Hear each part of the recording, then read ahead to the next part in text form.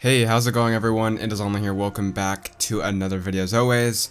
Sekiro, let's talk about Sekiro. I've been playing the game for a bit this weekend. I'm probably about, let's say, 7 hours into the game. I've beaten the first 2 bosses, and yeah, I figured I'd talk about my first impressions for the game because obviously this is probably, I guess, this and Resident Evil 2 were like the 2 games I was looking forward to the most. My Devil May Cry 5 hype kind of got there near the end, of course, as I played the older titles, but really I guess it was Sekiro and Resident Evil 2, and yeah, Sekiro going in, I played Bloodborne, and I probably played like half of Dark Souls 3.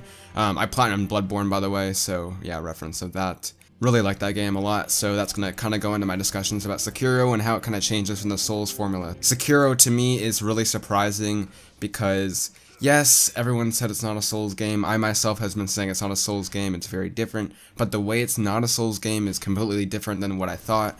I thought it wouldn't be a Souls game because you have like a main character and because there's an actual story here. There's no like stats like an RPG, but really the combat in general is so different. It's something that like you can hear it reinforced in your head by numerous people talking about the game, but it isn't really until you pick up the game for yourself that you realize this isn't a Souls game. So yeah, that kind of just got reinforced in my head as I was playing this game. Sekiro, it's crazy because they take a lot of the cool stuff from the Souls games that you like the whole level design of like unlocking doors as like shortcuts, as well as just the whole mood and the dialogue and the creepy characters that you meet. And obviously the bonfire system is here. That's pretty much the biggest similarity to the Souls game it really has. I mean, a lot of it's different. This game has a skill tree. How am I liking Sekiro compared to Bloodborne? I want to say that I'm going to end up liking Sekiro more than Bloodborne, but I'm not sure at the moment. You know, I really want to replay Bloodborne, but let's talk about Sekiro itself. Just, yes, Sekiro is very different. You gotta parry, you gotta be up in their front. My Bloodborne muscle memory has to be going away. Right now it's taken me a couple days just to get over the fact that you can't be running, you can't be dodging to the right and left and trying to get in when they're not expecting it. You pretty much have to be pressing R1 and always being on the attack unless the enemy gives you a reason to parry or to jump, and just ultimately, you know, just go with the flow of what they're giving at you, but just also attacking them at the same time. It's so weird to play a From Software game that way, but it's just the way that you gotta do it. Like, I've completely gone against like different enemies that I thought, okay, this one's gonna be different because they're doing a grab move, you gotta dodge to the right. Yes, you could do that for a grab move, obviously that's like the only way to get away from a grab move besides maybe like what, jumping, but besides that, 24/7, you gotta be up in their face, which is kind of like the scariest thing you can do in Bloodborne, so it's really weird and really hard to get that 80-hour muscle memory of getting that Bloodborne Platinum out of me and just strictly going based on what Sekiro wants. But I am liking the combat a lot. The cool thing is about Sekiro is if you're playing well, you're gonna look well. Like, you can't really get past these cool areas in the game and destroy enemies unless you're looking badass. Like, there's a lot of cool parts in Dark Souls where like you'll ship enemies through a wall and kind of like cheese the game that people did and ultimately look kind of stupid. Of course, you didn't have that much stamina. Yeah, this game you're constantly jumping around, you know, parrying, blocking, and then stabbing them and getting some really sweet animations going in. Like, man, I tweeted this on Twitter, but like Shadow of the Colossus and Sekiro have like the best satisfying animations for a takedown ever. Yeah, everything's good in terms of the combat. Like, to me, I'm just finally now, like 7 hours in as I'm recording this, finally getting over my Bloodborne kind of muscle memory. I have not been really good at this game until now, this morning, I'd say, because yeah, I've been struggling a lot and kind of making stupid mistakes, even though I know I shouldn't be doing them, just because of pure muscle memory and just what my instincts tell me because of my past experience. Like, it's really hard to like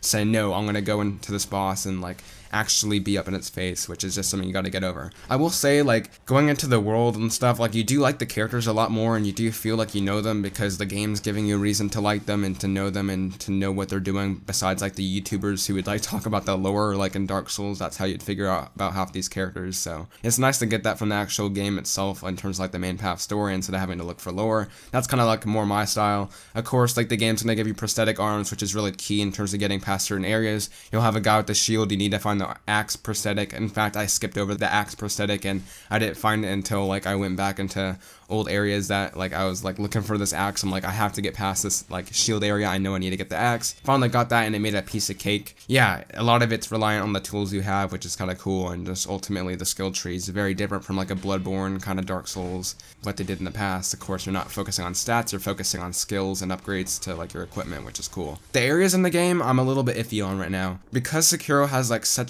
a vertical sense to it, which I really like, by the way. I like the whole stealth takedown and how stealth works in this game. I like it a lot. The areas sometimes feel very open and very, I want to say annoying when you're going through areas for the first time, because I always was like a Bloodborne guy that would take my time, make sure I got everything in every single room in every single house, and slowly make my way across this linear cool level. Those were like some of the best moments of Bloodborne for me, is when I was just like slowly making progress. Sekiro, like you're zipping through like buildings and stuff, it feels very different. Like that progression's different. You still have that in a sense when you go back and loot all the enemies and stuff and realize you gotta just go down like a certain path of the game, but it doesn't feel as satisfying as it did in Bloodborne and Souls games, where like you're slowly making your way through the level. And I do like the movement better in Sekiro. Obviously, it's kind of crazy that From Software could take the formula of the Souls game and still have that kind of vibe to it, but at the same time make it so versatile where you're like literally a shinobi like swinging around with your grappling hook and pouncing on enemies from above. It's just crazy how From Software can like take this idea and go stray from it completely and just still make it that kind of, I don't know, vibe to it, but still make it completely different. It's really cool to see. Of course, the person that made this, Miyazaki,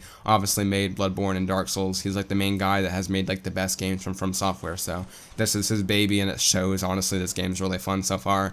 I really can't wait to play the game more. I'm kind of taking my time with it. I don't want to rush through it right now because I'm enjoying the game a lot, and I don't want to rush through it because honestly, you know, Days Gone is coming out here in a month. That's pretty much the next game I'm going to get. I have time to kind of enjoy it, so I'm doing that. I am live streaming it right now. I live streamed it like for 2 hours last night, and I do think I want to beat the game live streaming it, so I might just hold off, and whenever I want to play Sekiro, I'm going to live stream it. So hopefully that will force me to live stream more, and you guys can watch it. You know, the whole entire Bloodborne craze that happened a couple years ago when that game launched was really cool to see, and people uploading online their boss fights. I want to be a part of that because I really like these kind of games, and yeah, I definitely want to play it live and have like that kind of footage archive there so I could see what I did and how I did it, and just, yeah, have those memories, and I think you guys would enjoy that too. So yeah, I'm only in like 2 areas of the game right now. I'm slowly making my way through it. I'm enjoying it a lot. I think if you like the Souls game, yeah, this is definitely up your alley. It is different. It is a bit more straightforward than a Souls game. There's not like the deep lore that you could find. I mean, I'm sure there's gonna be still lore out there and stuff, but it's a very centered like character. You are Sekiro. You're not like your own RPG character, obviously. Yeah, over time I'll see how that works in terms of replayability. I've heard there's like multiple endings. I don't think that's a spoiler because I think every game has a multiple ending from Software at least. And yeah, going in, just, it is what I expected, but it also isn't what I expected. Like, it's just so different from a Souls game, which of course everyone said that going in, but really you have to play it for yourself to understand why it's different, and it's just kind of crazy when you have that moment, you know? So yeah, I'm liking it a lot. Yeah, man, I will say the bosses so far haven't been as like memorable as Bloodborne, but I heard they get really crazy later on. So far I've fought like 2 main bosses. There's like a lot of mini bosses in the game, but yeah, just the way that you kind of have to like break their posture. I guess I should talk about that since like the main focus of the game. Yeah, you gotta break their posture, and pretty much when you break up enemies' posture, you can get in for a shinobi takedown, and doing that will break one of their kind of like stances, I guess. Some enemies will have like 2 health bars, which I guess is like 2 stances. So like, yeah, like the ogre or whatever, you gotta beat him twice, break his posture twice. So yeah, it has like an interesting dynamic. Of course, the resurrection system is pretty cool because pretty much you can get killed by a couple enemies, you'll die, and like if you actually wait a couple seconds and don't resurrect right away, they'll like immediately go back to whatever they're doing. You can res and go in for a stealth takedown and fight them once again, which is pretty cool. So yeah, ultimately, like, the things with the resurrection's really cool. It feels more forgiving than any other From Software game at the same time. I feel like the reason why this game is so tough is just because how different it is from the past games. Like, once I'm picking up on the fact that you gotta parry and stuff, combine that with the fact that you have resurrection and just the checkpoints are a little bit more forgiving in this game, I feel like this game will end up being a little bit easier than Bloodborne and Dark Souls for me personally, because of just, yeah, I feel like it's the mindset that you just gotta snap in, and once you snap that mindset in, you'll be fine, I guess. I have heard the game ramps up in difficulty like a shit ton later on, so yeah, it'll be interesting to see what I think of that. Of course, I'll do a review on the game, twitch.tv/OnlineZhD. I'll be live streaming it. I will be live streaming the PlayStation event tomorrow, State of Play, so make sure to follow me there for that. And yeah, I guess Twitter, you'll hear about my thoughts there, and then yeah, stick it here on YouTube for the big videos that I publish here. And yeah, appreciate it as always if you leave a like if you enjoyed the video, subscribe if you're new. Yeah, let me know how you guys are liking Sekiro. These are just first impressions about 7 hours into the game, and looking forward to playing more, of course. So yeah, safe to say it's already a great game, and I'm looking forward to seeing what else the rest of it does. So yeah, I've been Online, of course. Everyone, have a good day, and take care. See you next time.